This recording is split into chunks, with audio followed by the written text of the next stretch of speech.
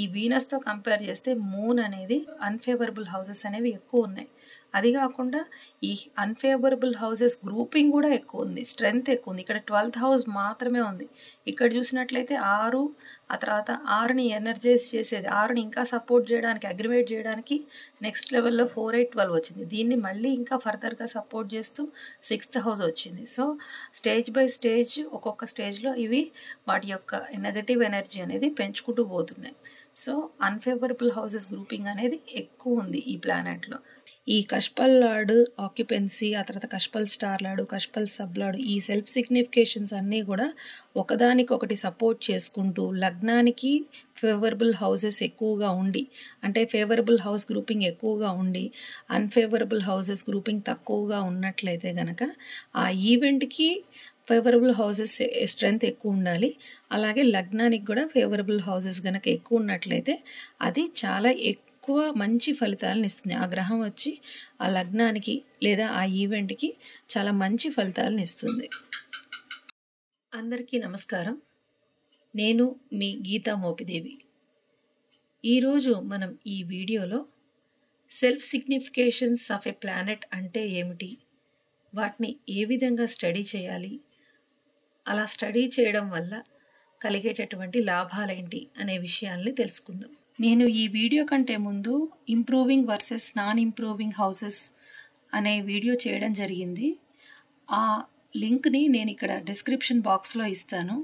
ఆ వీడియో విన్న తర్వాత మీరు ఈ వీడియో విన్నట్లయితే మీకు ఇంకా బాగా అర్థమవుతుంది.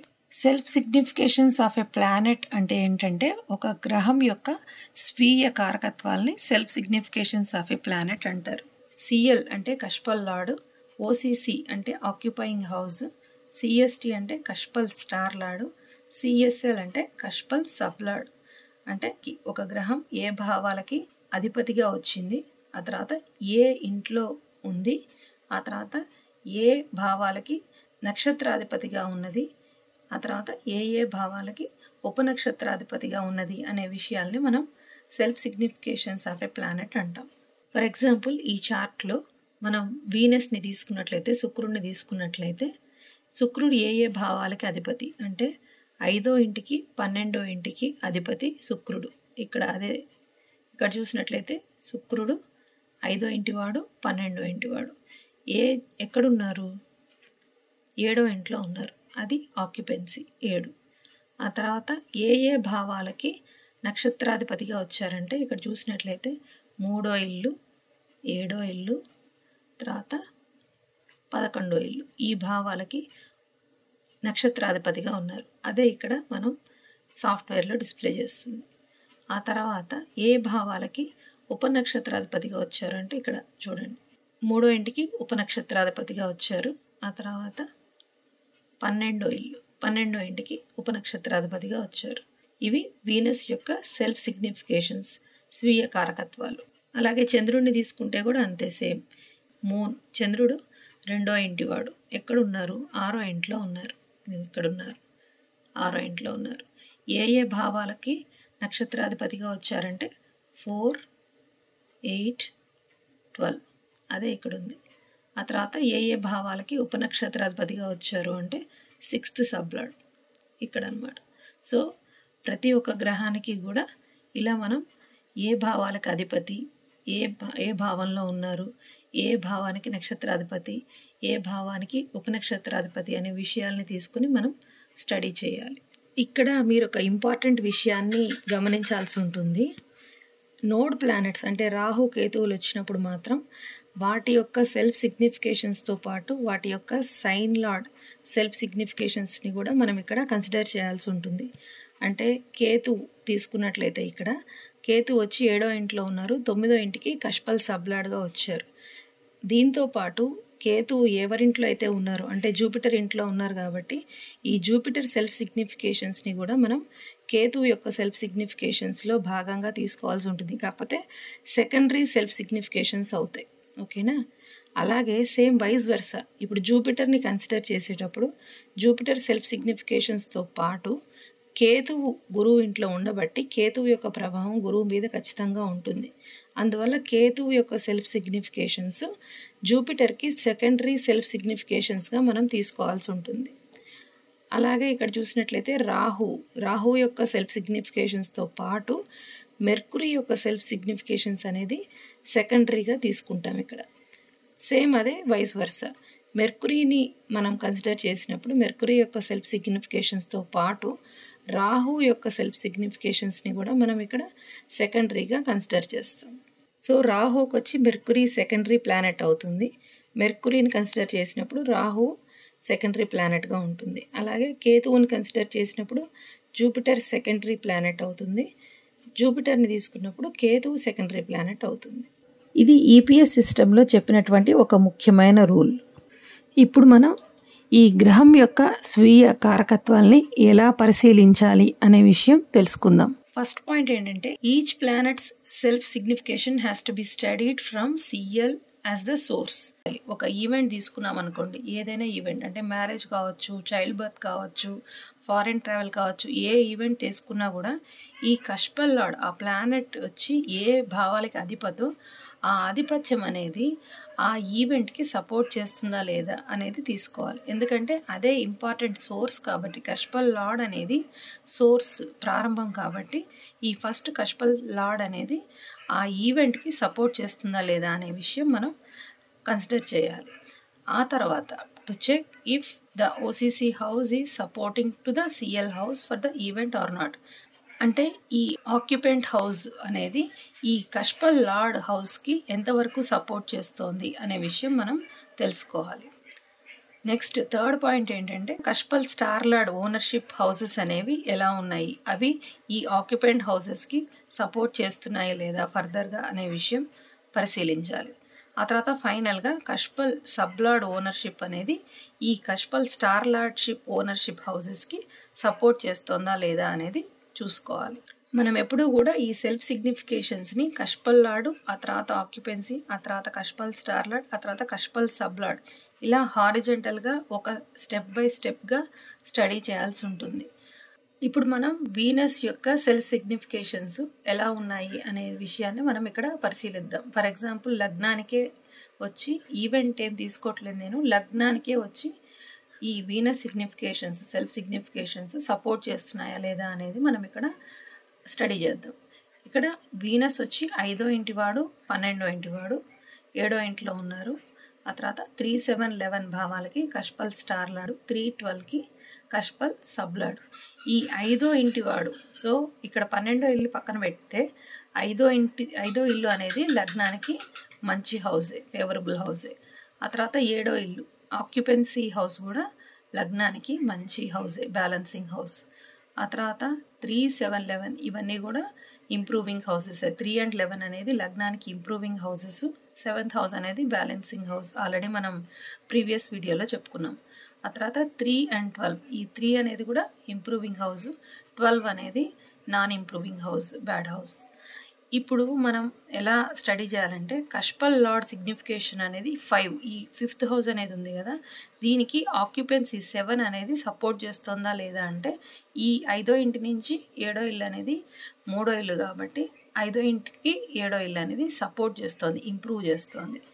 ఆ తర్వాత ఈ 7వ ఇల్లు, ఈ 5, 7 ఈ వీటిని ఈ 3, 7, 11 భావాలు ఈ సిఎస్టీకి సంబంధించిన కారకత్వాలు అనేవి ఇంకా ఇంప్రూవ్ చేస్తున్నాయి. సో నో అబ్స్ట్రక్షన్, ఇక్కడెక్కడ కూడా అన్ఫేవరబుల్ హౌసెస్ అనేది 5వ ఇంటికి లేవు. 5వ ఇల్లు 7వ ఇంటి వల్ల ఎనర్జైజ్ అవుతోంది, ఇంప్రూవ్ అవుతోంది. ఆ తర్వాత ఈ కష్పల్ లార్డ్ ఆక్యుపెన్సీ సిగ్నిఫికేషన్స్ అనేవి ఈ సిఎస్టీ వల్ల ఇంకాస్త ఇంప్రూవ్ అవుతున్నాయి. ఆ తర్వాత కష్పల్ సబ్లార్డ్ కూడా 3rd హౌస్ కాబట్టి ఇది కూడా ఈ సిగ్నిఫికేషన్స్ని ఇంకా ఇంప్రూవ్ చేస్తుంది. సో 12వ ఇల్లు అనేది ఒకటి పక్కన పెడితే మిగతా అన్నీ కూడా ఒకదానికొకటి నెక్స్ట్ లెవెల్స్లో సపోర్ట్ చేసుకుంటున్నాయి. కష్పల్ లార్డ్ అనేది ఆక్యుపెన్సీ అనేది కష్పల్ లార్డ్కి సపోర్ట్ చేస్తోంది.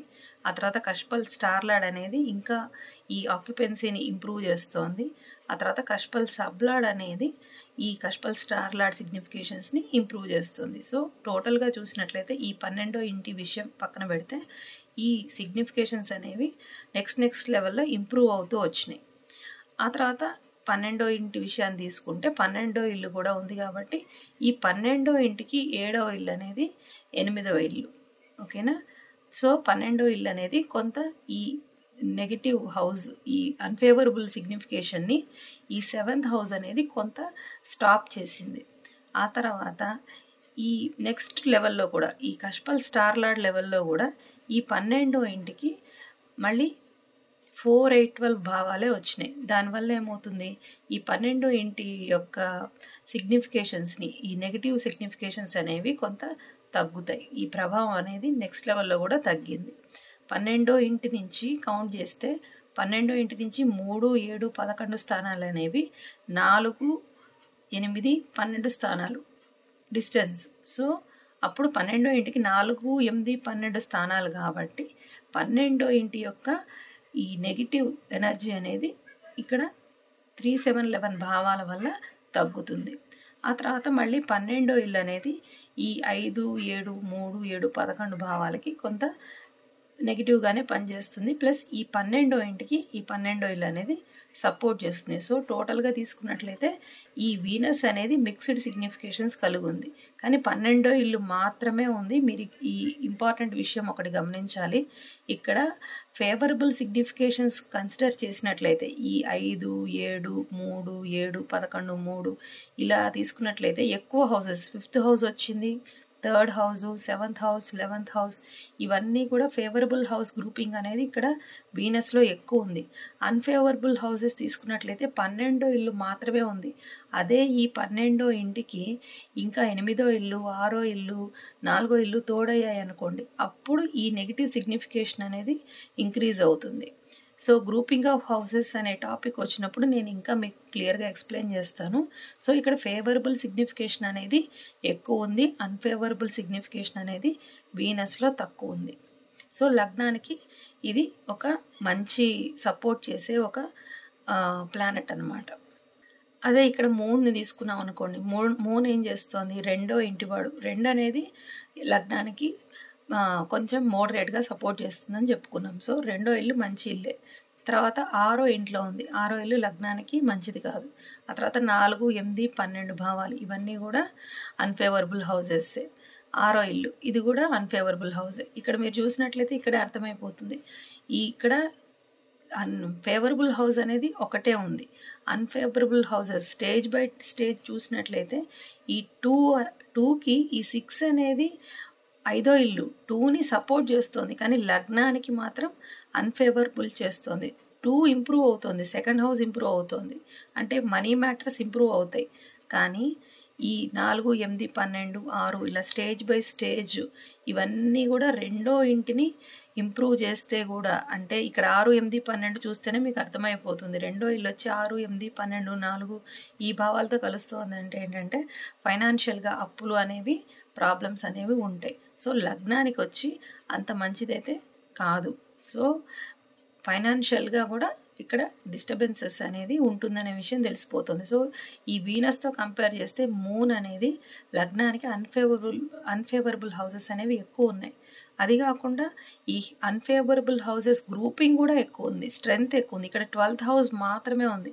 ఇక్కడ చూసినట్లయితే 6, ఆ తర్వాత 6ని ఎనర్జైజ్ చేసేది, 6ని ఇంకా సపోర్ట్ చేయడానికి, అగ్రివేట్ చేయడానికి నెక్స్ట్ లెవెల్లో 4, 8, 12 వచ్చింది. దీన్ని మళ్ళీ ఇంకా ఫర్దర్గా సపోర్ట్ చేస్తూ 6th హౌస్ వచ్చింది. సో స్టేజ్ బై స్టేజ్ ఒక్కొక్క స్టేజ్లో ఇవి వాటి యొక్క నెగటివ్ ఎనర్జీ అనేది పెంచుకుంటూ పోతున్నాయి. సో అన్ఫేవరబుల్ హౌసెస్ గ్రూపింగ్ అనేది ఎక్కువ ఉంది ఈ ప్లానెట్లో. సో ఇది వచ్చి లగ్నానికి అన్ఫేవరబుల్ ప్లానెట్ అన్నమాట. సో ఇలా మనం కష్పల్ లార్డ్ సిగ్నిఫికేషన్ ఎలా ఉంది, ఆ తర్వాత ఆక్యుపెన్సీ హౌస్ ఎలా ఉంది, ఆక్యుపెంట్ హౌస్ అనేది కష్పల్ లార్డ్కి సపోర్ట్ చేస్తోందా లేకపోతే చేయట్లేదా, అంటే దీని యొక్క పాజిటివిటీని పెంచుతోందా తగ్గిస్తోందా.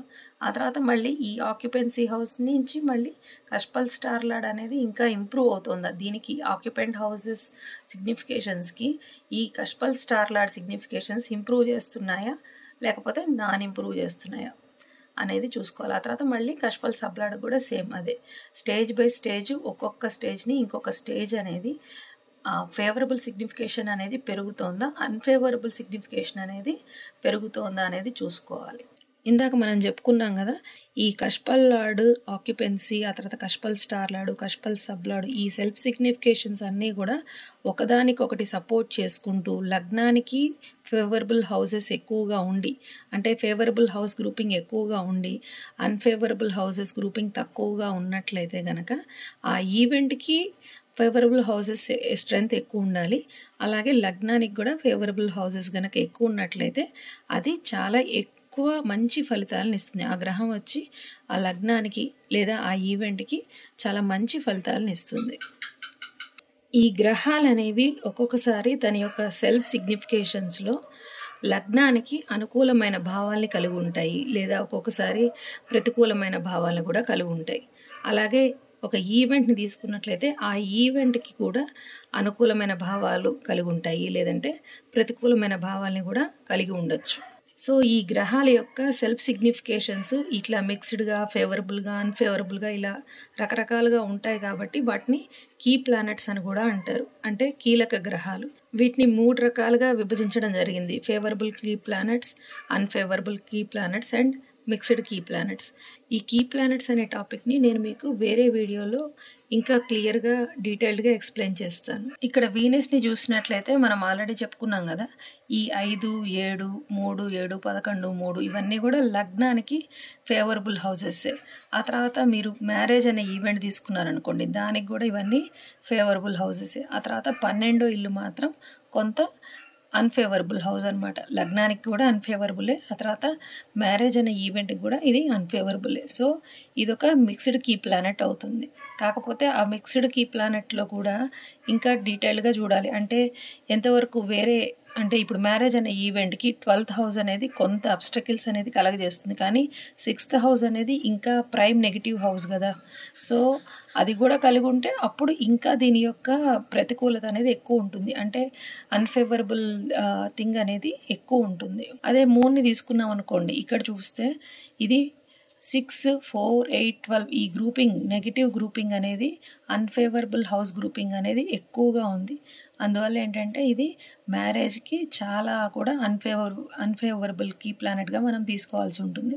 అట్లాగే లగ్నానికి కూడా ఇది అన్ఫేవరబుల్ కీ ప్లానెట్. సో దీంతో కంపేర్ చేస్తే దీంట్లో అన్ఫేవరబుల్ హౌస్ గ్రూపింగ్ అనేది ఎక్కువ ఉంది. సో ఇది నేను ఈ కీ ప్లానెట్స్ అనే సెక్షన్ని నేను డీటెయిల్గా నెక్స్ట్ వీడియోలో చెప్తాను. సో ఇలా ఒక ప్లానెట్ యొక్క ఫేవరబుల్ స్ట్రెంగ్త్ అనేది ఇంక్రీజ్ అవుతుందా లేకపోతే డిక్రీజ్ అవుతుందా, అలాగే అన్ఫేవరబుల్ స్ట్రెంగ్త్ అనేది ఇంక్రీజ్ అవుతుందా డిక్రీజ్ అవుతుందా అనేది మనం ఇట్లా హారిజంటల్గా స్టడీ చేయాలి. అంటే స్టేజ్ బై స్టేజ్ ఒకదానికొకటి ఎలా సపోర్ట్ ఇచ్చుకుంటున్నాయి అనే విషయాన్ని మనం ఇక్కడ స్టడీ చేయాలి. ఇప్పుడు మనం అసలు ఎందుకు ఈ సెల్ఫ్ సిగ్నిఫికేషన్స్ అనేది ఇలా ఎందుకు స్టడీ చేయాలి, దీనివల్ల కలిగే లాభాలు ఏంటి అనే విషయాల్ని మనం డిస్కస్ చేద్దాం. ఇలా చేయడం వల్ల ఏంటంటే మనకి కొంత ఐడియా వచ్చేస్తుంది, ఒక ప్లానెట్ అనేది ఫేవరబుల్గా ఉందా, అన్ఫేవరబుల్గా ఉందా, లేకపోతే మిక్స్డ్గా ఉందా అనే విషయం మనకి తెలిసిపోతుంది. ఈ ప్లానెట్సే ఒకదానికొకటి స్టార్ లార్డ్ అవుతుంది, ఒకదానికొకటి సబ్ లార్డ్ అవుతుంది, ఒక్కొక్కసారి ఒకదానికొకటి కంజంక్షన్లో ఉంటాయి, ఆస్పెక్ట్లో ఉంటాయి. సో ఒక ప్లానెట్ ఫేవరబుల్గా ఉందనుకోండి, ఆ ప్లానెట్కి ఇంకొక ఫేవరబుల్ ప్లానెట్ స్టార్ లార్డ్ గానో సబ్ లార్డ్ గానో వచ్చిందనుకోండి, అప్పుడు ఏమవుతుంది, ఆటోమేటిక్గా ఆ ప్లానెట్ వచ్చి ఎక్కువ ఫేవరబుల్ రిజల్ట్స్ అనేది మనకి ఇస్తుంది. ఆ విషయం మనకి అర్థమైపోతుంది. అలాగే ఎక్కువ అన్ఫేవరబుల్ ప్లానెట్ తీసుకున్నాం అనుకోండి, ఫర్ ఎగ్జాంపుల్ ఈ చార్ట్లో చూసినట్లయితే ఇక్కడ మూన్ అనేది అన్ఫేవరబుల్ కీ ప్లానెట్ అనే విషయం మనకు అర్థమవుతుంది.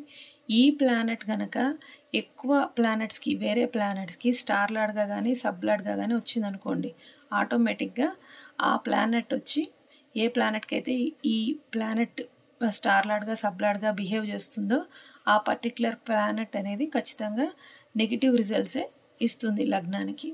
సో అలా సెల్ఫ్ సిగ్నిఫికేషన్స్ స్టడీ చేయడం వల్ల ఏంటంటే ఓవరాల్ స్ట్రెంగ్త్, ఆ లగ్నం యొక్క, ఆ జాతకం యొక్క ఓవరాల్ స్ట్రెంగ్త్ అనేది తెలిసిపోతుంది.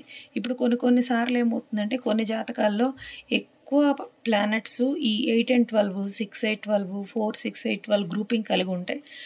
కొన్ని జాతకాల్లో ఏంటంటే మంచి హౌసెస్, అంటే ఈ దుస్థానాలు 8, 12, 6, 4 ఇవి తక్కువ ఉండి ఎక్కువ ఫేవరబుల్ హౌసెసే కనుక ఈ సెల్ఫ్ సిగ్నిఫికేషన్స్లో ఉన్నాయనుకోండి, వాళ్ళకొచ్చి ఓవరాల్గా వాళ్ళకి జనరల్గా లైఫ్ అనేది బాగుంటుంది.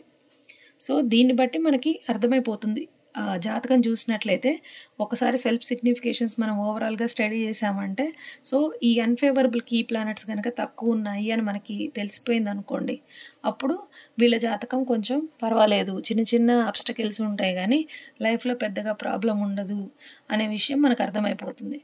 కొన్ని జాతకాల్లో చూసినట్లయితే అన్ఫేవరబుల్ కీ ప్లానెట్సే ఎక్కువ ఉంటాయి.